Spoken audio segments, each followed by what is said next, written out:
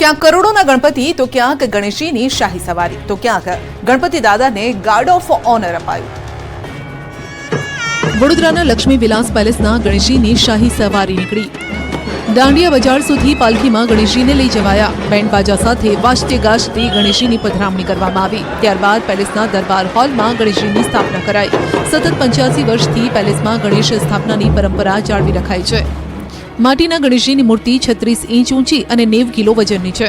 હીરા મોતી જડિત આભૂષણ પહેરાવી રાજગુરુ દ્વારા પૂજા કરાવાઈ છે। તારીખ 12 થી 15 દરમિયાન વડોદરાવાસીઓ રાજવી ગણેશના દર્શન કરી શકે છે। આ તરફ સુરતના કતારગામ વિસ્તારમાં રહેતા એક ડાયમંડ વેપારીએ 500 કરોડના રફ ડાયમંડના શ્રીજીની સ્થાપના કરી। પાંડવ પરિવારે આ અનોખી મૂર્તિનું ઘરમાં સ્થાપન કર્યું। ઘરના મોભી રાજેશભાઈએ 18 વર્ષ અગાઉ રફ ડાયમંડ કાપતા તેમાંથી શ્રીજીના આકાર ધરાવતી આ પ્રતિમા નીકળી હતી। તે સમયથી તેઓ આ પ્રતિમા પોતાના ઘરમાં રાખે છે। દર વર્ષે ગણેશ ચતુર્થીના પર્વ દરમિયાન આ પ્રતિમાની તેઓ ઘરમાં સ્થાપના કરે છે। રાજેશભાઈ પાસે રહેલી આ રફ ડાયમંડ યુક્ત શ્રીજીની પ્રતિમાની કિંમત 500 કરોડ જેટલી થાય છે। મહેસાણાનું એક એવું ગણપતિ મંદિર કે જે ગણપતિ દાદાને ગાર્ડ ઓફ ઓનર અપાય છે। ગાયકવાડી સમયે શરૂ થયેલી વર્ષો જૂની પરંપરા આજે પણ મહેસાણામાં જળવાઈ રહી છે। ગણેશોત્સવ નિમિત્તે મહેસાણામાં ગાયકવાડી ગણપતિ મંદિરે ગણપતિ દાદાને પોલીસ દ્વારા ગાર્ડ ઓફ ઓનર અપાયું। મહેસાણાના મુખ્ય બજારમાં આવેલું સિદ્ધિવિનાયક ગાયકવાડી ગણપતિ મંદિર લગભગ 111 વર્ષ જૂનું છે, જ્યાં ગાયકવાડ દર્શન કરવા માટે આવતા હતા, જેઓ ગણપતિ દાદાના પરમ ભક્ત હતા, જેઓએ ગાર્ડ ઓફ ઓનરની શરૂઆત કરી હતી।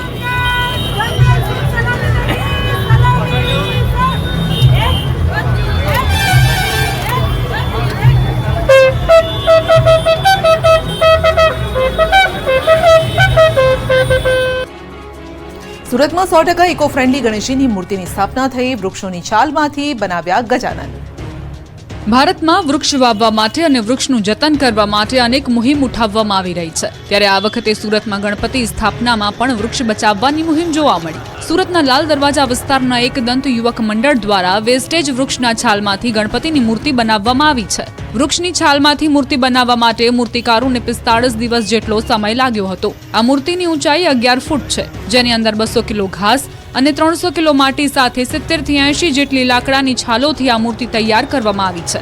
આ સાથે જ આ મૂર્તિની અંદર ઇકો ફ્રેન્ડલી વોટર કલરનો ઉપયોગ કરવામાં આવ્યો છે। આ મૂર્તિને આસપાસ કુદરતી વાતાવરણનો નજારો બનાવવામાં આવ્યો છે। તેમાં પણ વૃક્ષની કુદરતી રીતે તૂટી પડેલી ડાળીઓનો ઉપયોગ કરી બગીચો તૈયાર કરવામાં આવ્યો છે। સાથે જ પક્ષીઓના માળા પણ મૂકવામાં આવ્યા છે। આ યુવક મંડળ દ્વારા છેલ્લા 4 વર્ષથી શ્રીજીની સ્થાપના કરવામાં આવે છે, જેમાં દર વર્ષે અલગ અલગ થીમ રાખવામાં આવે છે। ત્યારે આ વર્ષે સંપૂર્ણ ઇકો ફ્રેન્ડલી ગણપતિનું સ્થાપન કરવામાં આવ્યું। એટલું જ નહીં, આ ગણપતિની પૂજામાં વપરાતી અગરબત્તી પણ ઇકો ફ્રેન્ડલી જ છે। એકદંત યુવક મંડળ દ્વારા વૃક્ષ બચાવવાની મુહિમ અંતર્ગત હરિયાળું અને કુદરતી વાતાવરણની થીમ સાથે 100% ઇકો ફ્રેન્ડલી ગણપતિની મૂર્તિનું સ્થાપન કરાયું છે।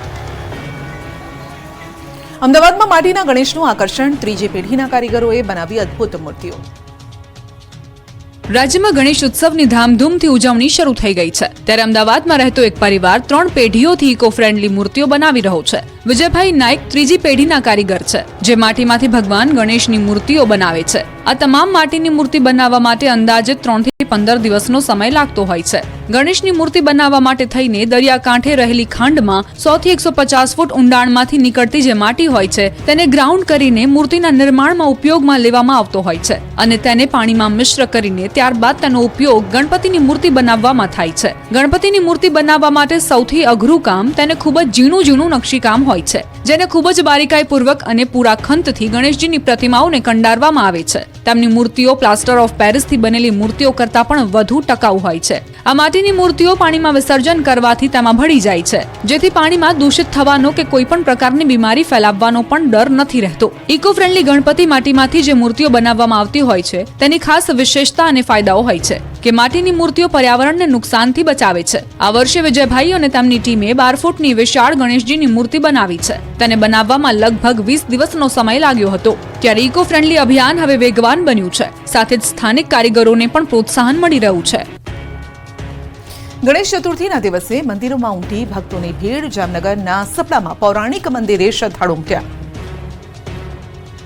આજે ગણેશ ચતુર્થી છે, ત્યારે જામનગરના સપડા ખાતે આવેલા પૌરાણિક શ્રી સિદ્ધિવિનાયક મંદિરે ભક્તોની ભીડ જામી। જામનગરથી કાલાવડ ધોરીમાર્ગ પર આ મંદિર આવેલું છે. સપડા ગામ નજીક માન્યતા અનુસાર સ્વયંભૂ સપડેશ્વર શ્રી સિદ્ધિવિનાયક ગણેશજીનું મંદિર આવેલું છે. સપડાના સિદ્ધિવિનાયક મંદિરે દર્શન કરવા માટે અનેક લોકો ગણેશ ચતુર્થી નિમિત્તે પદયાત્રા કરીને પહોંચે છે. ત્યારે આજે વહેલી સવારથી લોકો ગણેશજીના દર્શન કરવા માટે ઉમટી રહ્યા છે.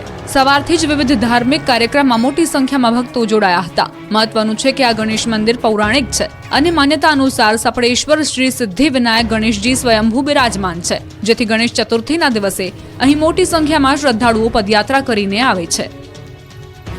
તરણેતરના ભાતીગઢ મેળાના અનોખા રંગ પશુ પ્રદર્શન અને ગ્રામીણ ઓલિમ્પિક આકર્ષણનું કેન્દ્ર બન્યા. સુરેન્દ્રનગર જિલ્લાના થાન તાલુકાના તરણેતર ખાતે વિશ્વ પ્રસિદ્ધ ભાતીગઢ મેળાની શરૂઆત થઈ. આ મેળામાં દેશ વિદેશથી મોટી સંખ્યામાં લોકો ઉમટી પડે છે. 9 સપ્ટેમ્બર સુધી ચાલનારા રંગારંગ મેળામાં અલગ અલગ આકર્ષણો પણ છે. મેળાની સાથે સાથે અહીં 4 દિવસ દરમિયાન યોજાતું પશુ પ્રદર્શન અને ગ્રામીણ ઓલિમ્પિક પણ લોકોમાં આકર્ષણનું કેન્દ્ર છે. ગ્રામીણ ઓલિમ્પિકથી વિસરાતી જતી રમતોને જીવંત રાખી ખેલાડીઓને પ્લેટફોર્મ પૂરું પાડવામાં મદદ મળશે, જ્યારે પશુ પ્રદર્શન હરીફાઈથી પશુપાલકોને સારી ઓલાદના પશુઓ અને તે અંગેની જાણકારી મળી રહે છે. તરણેતરના મેળાને ભાતીગઢ લોકમેળો કહેવામાં આવે છે. આ વિસ્તારમાં અગાઉ જ્યારે લોકો મોટાભાગે પશુપાલન વ્યવસાય સાથે સંકળાયેલા છે, જેથી પશુપાલનને વધુ ઉમદા બનાવવા તેમજ પશુપાલકોને સારી ઓલાદના પશુઓ માટેની જાણકારી મળી રહે તે માટે અલગ અલગ આયોજનો થાય છે. આ વર્ષે અંદાજે 200 થી વધુ પશુપાલકો રજીસ્ટ્રેશન કરાવ્યું છે. આ પશુ પ્રદર્શન હરીફાઈમાં અલગ અલગ બ્રીડની ગાય, ભેંસ, પાડા સહિતના પશુઓને લઈને પશુપાલકો હરીફાઈમાં ભાગ લે છે. તાપીની દીકરીએ વિશ્વ ફલક પર રાજ્યનું નામ રોશન કર્યું છે. મિસ એશિયા વર્લ્ડ પ્લેટિનમનો ખિતાબ જીત્યો. તાપીના વ્યારા તાલુકાના લોટરવા ગામની યુવતીએ મિસ એશિયા વર્લ્ડ પ્લેટિનમનો ખિતાબ જીત્યો. આદિવાસી સમાજની યુવતી સોનલ ચૌધરીએ ગત 30મી ઓગસ્ટે વિયેતનામમાં યોજાયેલી સ્પર્ધામાં ખિતાબ જીતીને ગુજરાત અને દેશનું ગૌરવ વધાર્યું છે. 32 દેશની યુવતીઓ વચ્ચેની સ્પર્ધામાં સોનલ ચૌધરીએ વિનર બની દેશને એવોર્ડ અપાવ્યો. સોનલ ચૌધરી અગાઉ પણ ઘણી બધી સ્પર્ધામાં જીતી ચૂકી છે અને હવે આવનાર દિવસોમાં વ્યારાના લોટરવા ગામની આદિવાસી યુવતી રૂપેરી પડદે પણ જોવા મળશે. સોનલ ચૌધરીએ આ પહેલા પણ રાજસ્થાન તેમજ દિલ્હીમાં આયોજિત સ્પર્ધામાં ખિતાબ પોતાના નામે કરી ચૂકી છે. ત્યારે આ વખતે વિદેશની ધરતી પર વિયેતનામ જઈને આ આદિવાસી યુવતીએ મિસ એશિયા વર્લ્ડ પ્લેટિનમનો ખિતાબ જીતીને ડંકો વગાડ્યો છે, જેને લઈને સમગ્ર તાપી જિલ્લામાં અને ખાસ કરીને આદિવાસી સમુદાયમાં સોનલ ચૌધરી ફરી એક વખત ચર્ચાનું કેન્દ્ર બની છે.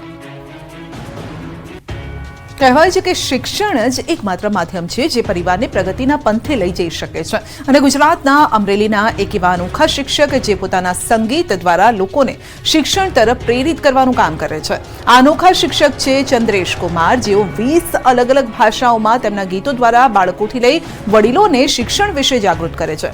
ચંદ્રેશ કુમારને રાષ્ટ્રીય શિક્ષક પુરસ્કાર 2024થી પણ સન્માનિત કરવામાં આવ્યા છે. પ્રધાનમંત્રી મોદીએ તેમની સાથે વાતચીત કરી હતી અને તેમનું કહેવું છે કે પ્રધાનમંત્રી નરેન્દ્ર મોદીને મળવાનું તેમનું સ્વપ્ન પૂર્ણ થયું છે. તો પ્રધાનમંત્રીએ પણ તેમનું સંગીત સાંભળી તેમની પ્રશંसा કરી.